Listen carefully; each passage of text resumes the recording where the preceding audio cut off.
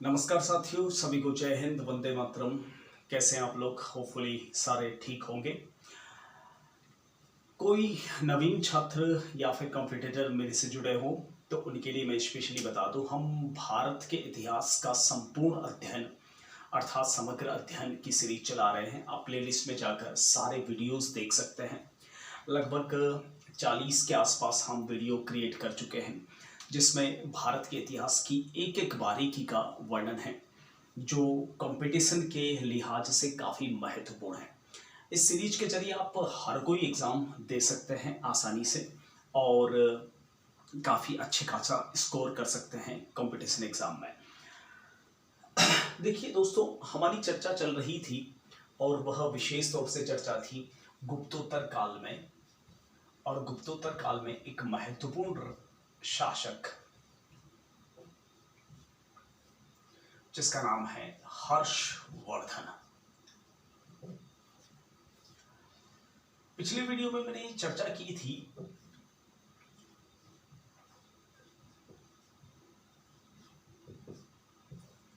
कि गुप्तोत्तर काल में राजवंशों का किस तरह से क्लासिफिकेशन था, वर्गीकरण था, किस प्रकार से साम्राज्य बटे हुए थे, जिसमें हमने बात की थी कि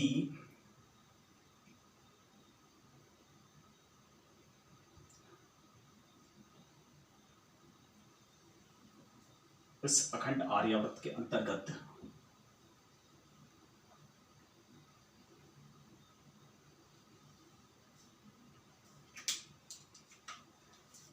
कश्मीर में कारकोट वंश, लोहर वंश और उत्पल वंश जैसे साम्राज्य थे। इधर वाली बेल्ट में पुष्यभूति वंश था।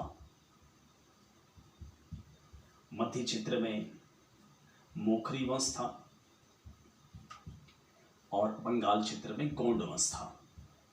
इधर जो है मैत्रक थे। दक्कन में पूर्वी चालुक्य और पश्चिमी चालुक्य, उनके नीचे चोल, पल्लव, पांड्य जैसे साम्राज्य थे। ठीक है, मैंने आपको कहा था कि पुष्यभूति वंश का एक सम्राट था जिसका नाम था राज्यवर्धन। राज्यवर्धन द्वितीय। राज्यवर्धन द्वितीय की एक बहन थी जिसका नाम था राज्यश्री, और राज्यवर्धन के एक भाई थे जिनका नाम था हर्षवर्धन, जिनकी हम चर्चा अभी करने वाले हैं। ठीक है, राज्यवर्धन जो है वह स्थानेश्वर का राजा था। स्थानेश्वर पुष्यभूति वंश की राजधानी थी और राज्यश्री का विवाह जो है, यानी अपनी बहन का विवाह है राज्यवर्धन ने, वह कन्नौज के मोखरी शासक गृहवर्मन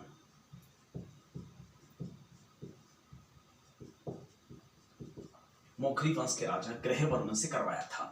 ठीक है, पड़ोसी राज्य से। ठीक है, अपनी बहन राज्यश्री का विवाह करवाया था। हर्ष छोटे थे। राज्यवर्धन और गृहवर्मन दोनों आपस में जीजा साला थे, यानी पुष्यभूति वंश का स्थानेश्वर का राजा राज्यवर्धन और मोखरी वंश का राजा था गृहवर्मन। ठीक है, और इसी के पड़ोस में एक राजा था गोंडवंशी शासक जिसका नाम था शशांक, बंगाल क्षेत्र में गोंड वंश का। इस शशांक ने क्या किया, राज्यवर्धन और गृहवर्मन दोनों को अपनी राजधानी बुलाया और बुलाकर दोनों की हत्या कर दी। यानी पुष्यभूति वंश का स्थानेश्वर का राजा राज्यवर्धन मारा गया और मोखरी वंश का राजा गृहवर्मन भी मारा गया। यानी अब दोनों वंशों की जिम्मेदारी, कन्नौज राज्य की और स्थानेश्वर राज्य की, दोनों की जिम्मेदारी किस पे आ गई? हर्षवर्धन पर। इसी वजह से राज्यश्री जो है, जो कि हर्ष की बहन है, वह सती होने के लिए विंध्याचल पर्वत क्षेत्र में चली गई। तो हर्ष भी अपनी बहन को बचाने के लिए, बहन राज्यश्री को बचाने के लिए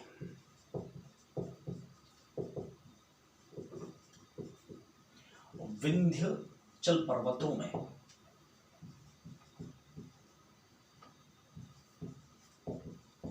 गए और अपनी बहन को सती होने से बचाया।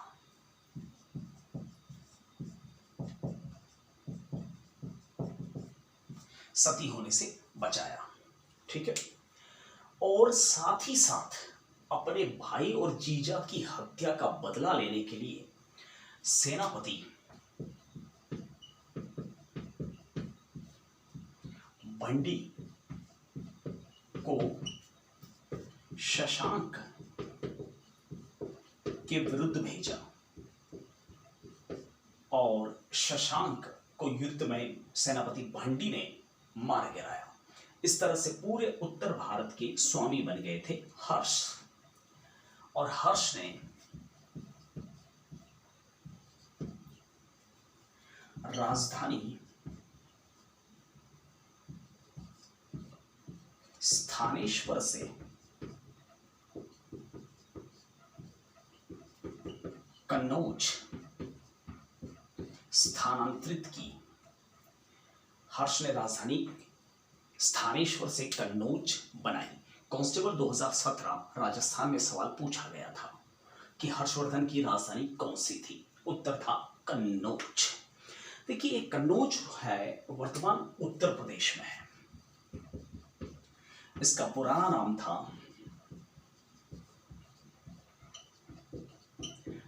कान्यकुब्ज। क्यों कहते हैं इसको कान्यकुब्ज? क्योंकि एक काणे और कुबड़े व्यक्ति द्वारा ये बसाई गई थी नगरी, इसलिए इसको कान्यकुब्ज कहा जाता था। और इसी का बिगड़ा हुआ स्वरूप अपभ्रंश है कन्नौज।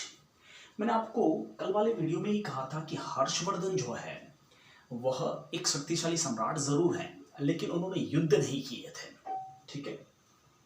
प्राचीन भारत के अंतिम सम्राट कहलाते हैं, प्राचीन भारत के अंतिम हिंदू सम्राट, क्योंकि इसके बाद में मुस्लिम आक्रांताओं का आक्रमण भारत पर शुरू हो जाएगा, ठीक है। एक और युद्ध हर्ष ने किया था नर्मदा नदी का, करीब 636 ईस्वी के आसपास। और ये युद्ध हुआ था, एक तरफ हर्षवर्धन और दूसरी तरफ था पुलकेशिन द्वितीय। ये पुलकेशिन द्वितीय चालुक्य शासक थे जिनकी राजधानी थी वातापी। कल वाले वीडियो में मैंने आपको बताया था कि दक्कन में एक राज्य था चालुक्य, पश्चिमी चालुक्य। वातापी के चालुक्य नरेश पुलकेशिन से हर्ष का युद्ध हुआ था नर्मदा नदी पर, जिसे नर्मदा नदी का युद्ध भी कहते हैं। अब इस युद्ध में कौन जीता ये विवाद है, ठीक है। हर्ष के अधीन दरबारी लेखक कहते हैं, हर्ष के अधीन जो दरबारी लेखक हैं जिनका नाम है बाणभट्ट, बाणभट्ट कहते हैं कि हर्षवर्धन जीते। और पुलकेशिन द्वितीय के प्रमाण ऐहोल प्रशस्ति में लिखा हुआ है कि पुलकेशिन जीते। इसलिए डोंट बी अफ्रेड और डिस्कशन नहीं करना है कि इस युद्ध में कौन जीता। सिर्फ इतना पता होना चाहिए कि नर्मदा नदी के किनारे हर्ष और पुलकेशिन द्वितीय चालुक्य नरेश के विरुद्ध युद्ध हुआ था, दैट्स इट, ठीक है। तो ये दो राजनीतिक घटनाएं थी हर्षवर्धन के समय की। इसके अलावा कोई भी राजनीतिक घटना का वर्णन नहीं मिलता हर्ष के समय का। प्राचीन भारत के अंतिम हिंदू सम्राट, ठीक। इनका जो मैक्सिमम इतिहास है वो सांस्कृतिक इतिहास मिलता है। इनकी उपाधि जो है, एक है वर्धन, यानी जनता की वृद्धि चाहने वाले, कल्याण चाहने वाले। अशोक वर्धन भी थे, दोनों को समान माना जाता है, ठीक है। हर्षवर्धन के कुछ दरबारियों के बारे में अक्सर सवाल आता है, तो देख लीजिए। एक मयूर, दूसरे थे शतानक तीसरे थे वृत्रभट्ट, चौथे थे बाणभट्ट।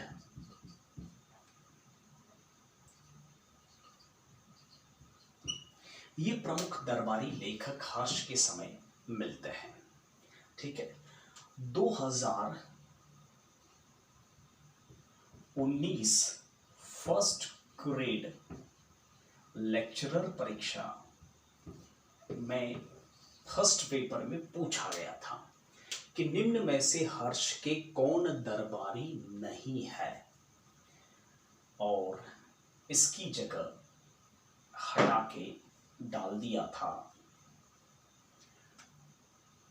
मयूर भट्ट। अब मयूर सबको पता था, अब मयूर भट्ट है या मयूर शर्मन है। ठीक है, इस तरह से डाला गया था ये सवाल। ठीक है, तो मयूर शर्मन इनके दरबारी हैं, मयूर भट्ट नहीं है, क्योंकि वृत्रभट्ट से कनेक्शन किया गया उसका। तो एक है शतानक और एक है मयूर शर्मन और एक है शतानक। ये हर्ष के दरबारी है। ठीक है,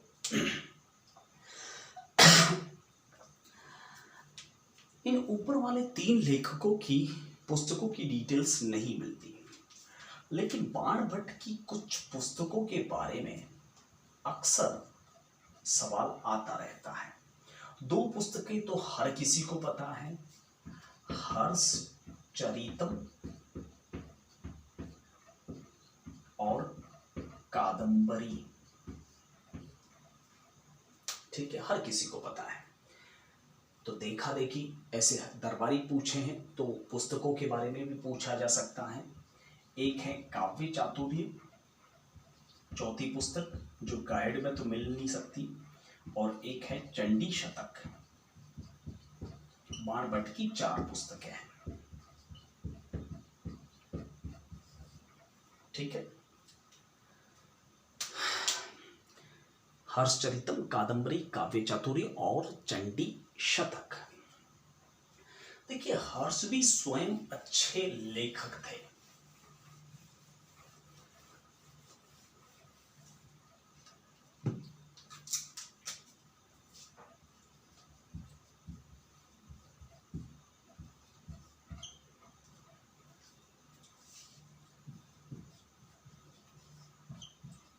हर्ष की भी कुछ पुस्तकें मिलती हैं, जैसे नागानंद, रत्नावली और प्रियदर्शिका। इसके लेखक हैं स्वयं हर्षवर्धन। ठीक है, एक चीज ध्यान रखना, रत्नावली नाम की पुस्तक सेम तुलसीदास जी की भी है।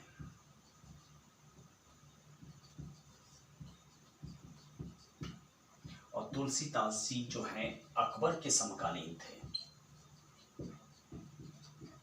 यानी ये मध्यकाल की भी पुस्तक है रत्नावली। तुलसीदास जी की बहुत सारी पुस्तकें हैं, आपने पढ़ी होगी। थोड़ी साइड में लिख लेता हूं, हालांकि अकबर के समकालीन थे। भली आप भी अपने नोट्स के साइड में लिख सकते हैं।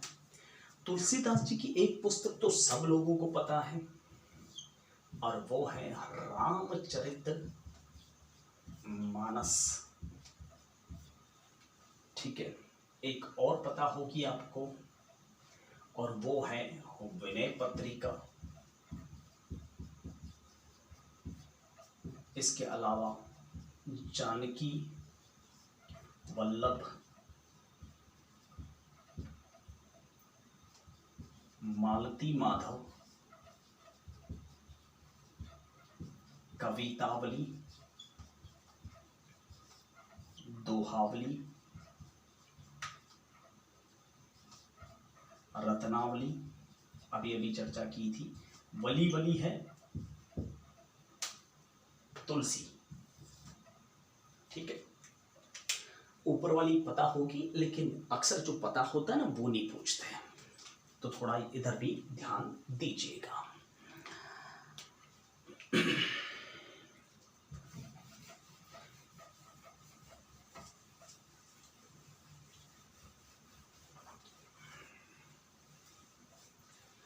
देखिए, हर्ष के समय एक प्रसिद्ध चीनी यात्री आया था जिसका नाम है वेन सांग। सब लोग मानते हैं कि ये चीनी यात्री हैं। नहीं, यह चीन का एक विद्यार्थी है, यात्री नहीं है। वेन सांग की कुछ पुस्तकें हैं, जैसे सी यू की, और दूसरी है वी और ली। ये उसका यात्रा वृतांत है और ये उसकी जीवनी है। ठीक है, देखिए, बड़े बड़े लेवल पर कुछ अजीब टाइप के सवाल आते हैं और मैं बार बार कहता हूं, हिस्ट्री में फैक्ट्स कम पूछते हैं आजकल, एनालिसिस व्याख्याएं ज्यादा पूछते हैं। दो चीनी यात्रियों का अक्सर जिक्र मिलता है। एक का नाम है फाहियान, जो पहले हम चर्चा कर चुके हैं, और दूसरा है वेन सांग। 2017 कॉलेज लेक्चरर में पूछा गया, फाहियान के यात्रा की दिशा कौन सी थी?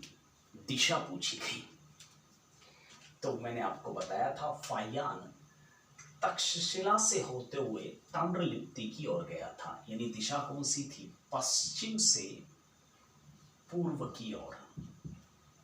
जबकि वेन सांग पूर्व से पश्चिम की ओर निकला था। दोनों की दिशाएं विपरीत हैं। ठीक है, पूर्व से पश्चिम की ओर वेन सांग और पश्चिम से पूर्व की ओर फाहियान। ठीक है, अब ये चीज क्या है? ये चीज रटने से याद हो सकती थी, फैक्ट्स याद करने से हो सकती थी। कोई कल्पना भी नहीं कर सकता कि इस तरह से भी वो सवाल बनाते हैं। ठीक है, देखिए, वेन सांग आया था ताम्रलिप्ति बंदरगाह से। ताम्रलिप्ति मैंने पहले ही बताया है आपको, वाइजैक, विजयवाड़ा। वहां से यह पहुंचा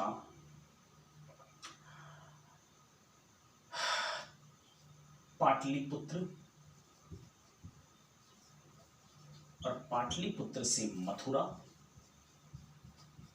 मथुरा से यह पहुंचा राजस्थान में भीनमाल, भीनमाल से बैराट, और बैराट से वापस मथुरा, और मथुरा से तक्षशिला, और तक्षशिला से अपने देश चीन पहुंचा। अलग अलग नाम लिखे हैं फाहियान ने। मथुरा के लिए उसने शब्द प्रयोग किया है मूथु मूथु। भीनमाल के लिए शब्द प्रयोग किया है पीलो मोलो, अक्सर आप पुस्तकों में पढ़ते हैं। और बैराट के लिए यूज किया है बोथो बोथो, सभ्यताओं में पूछा जा सकता है। ठीक है, और तक्षशिला के लिए तोको, तो चाइनीज है ना। देखिए, वेन सांग जो है अपने देश से आया था मुथु मुथु यानी मथुरा तक, और वहां से नुनुथु यानी नालंदा विश्वविद्यालय में पढ़ने आया था। यानी नालंदा विश्वविद्यालय की जो डिटेल है वह किसने लिखी है? वेन सांग ने लिखी है। ठीक है, ये कहता है कि मैं क्या, मेरे जैसे लगभग 1 लाख छात्र यहां पढ़ने आते थे। यह विश्वविद्यालय इतना बड़ा था, इतना विशाल था कि इस विश्वविद्यालय, ध्यान देना, क्यों हम फाइयान की तरह वेनसांग को भी याद रखते हैं। कहता है कि मैं बौद्ध धर्म की पढ़ाई करने आया था, चाइना से है और चाइना में बौद्ध धर्म चलता है। बौद्ध धर्म की पढ़ाई करने आया था और इस विश्वविद्यालय का इतना विशाल स्वरूप था कि मेरे जैसे 1 लाख विद्यार्थी Tibet, Cambodia, Japan, Philippines, Taiwan से आते थे। इस विश्वविद्यालय में 3 बड़ी बड़ी बिल्डिंग थी, रत्न सागर, रत्नबोधि और रत्न रंजक, जो 9 मंजिला थी। विश्वविद्यालय के 5 प्रवेश द्वार थे। प्रत्येक द्वार पर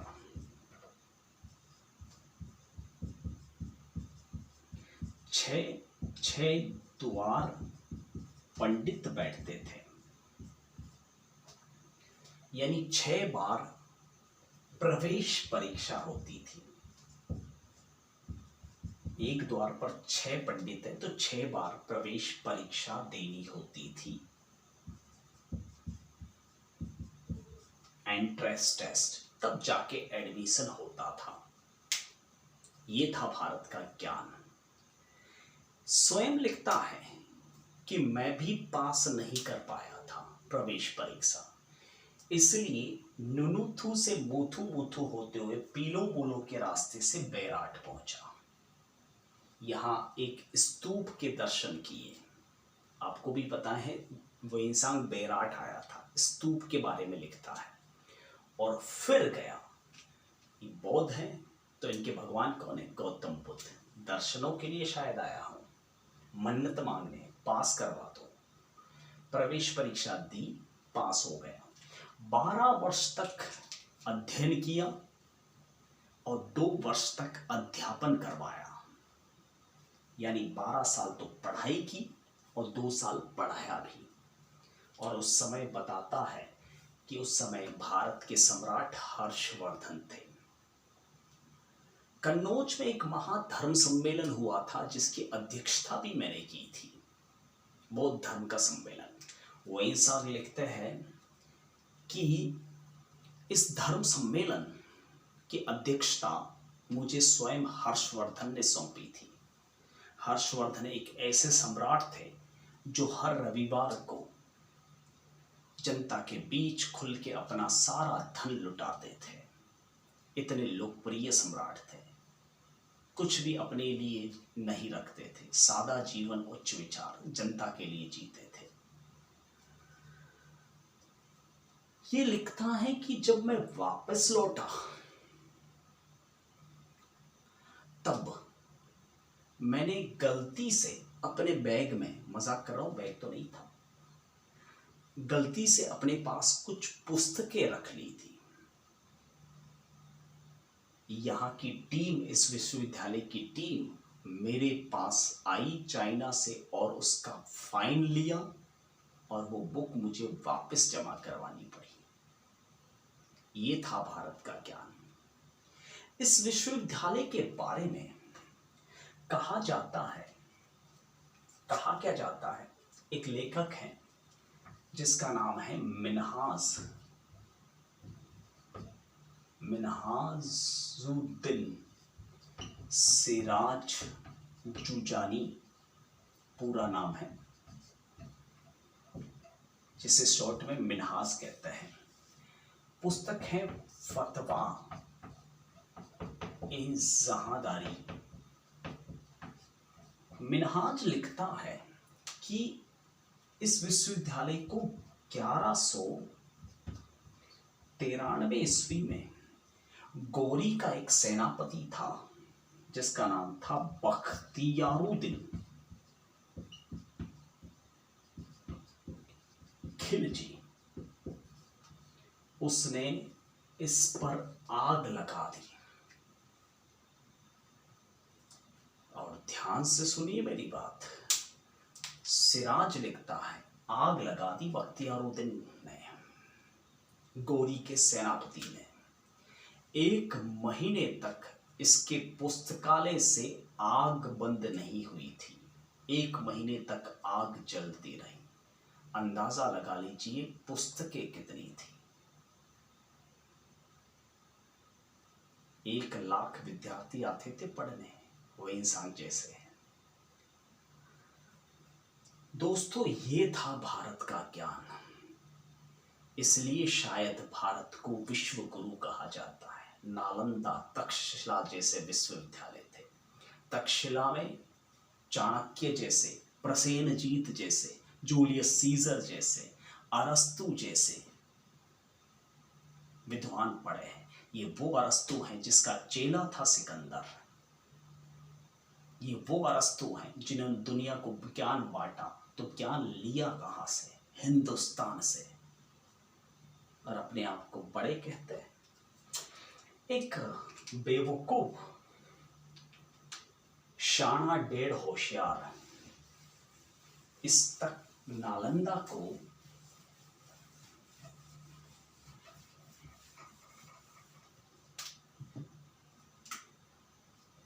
V.A. स्मिथ हर जगह गुली करते हुए नालंदा को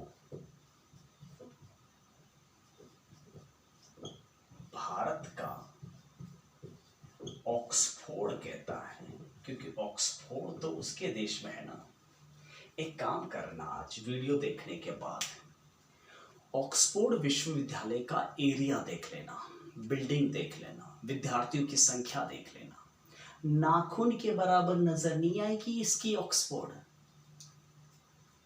बात करता है। अगर तेरे को कंपेयर ही करना होता तो यूं कह देता कि ऑक्सफोर्ड है वह लंदन का नालंदा है। यानी अपनी टांग ऊपर रखनी है, अपने इतिहास, अपनी संस्कृति को ऊपर, और दूसरों की संस्कृति की लगार डालो। लास्ट बात हर्षवर्धन की। श्रीलंका से हर्ष ने गौतम बुद्ध का दांत मंगवाकर एक दंत पैगोड़ा बनवाया था कश्मीर में। यानी गौतम बुद्ध के दांत का मंदिर। चलिए, इस वीडियो में इतना ही। मिलते हैं आपको अगले वीडियो में। कैसा लगा कमेंट जरूर कीजिएगा। पहली बार चैनल पे हो सब्सक्राइब जरूर कीजिएगा। हौसला मिलता है दोस्तों, जरूरी है, ताकि सीरीज आधी ना छूटे। हालांकि मैं छोड़ूंगा तो नहीं, सीरीज बीड़ा उठाया है तो कुछ लोगों को भी लेके चलूंगा, लेकिन इतना तो हक बनता है मेरा और हमारे चैनल का कि आपको फ्री ऑफ कॉस्ट पूरी इंडियन हिस्ट्री की एक एक बारीकी कंपटीशन के अकॉर्डिंग, पूरे हर्षवर्धन की जीवनी नहीं बता रहे आपको, कंपटीशन में जो पूछा जाएगा वो सारी चीजें बता रहे हैं। चलिए, थैंक यू, बाय, जय हिंद, वंदे मातरम, थैंक यू।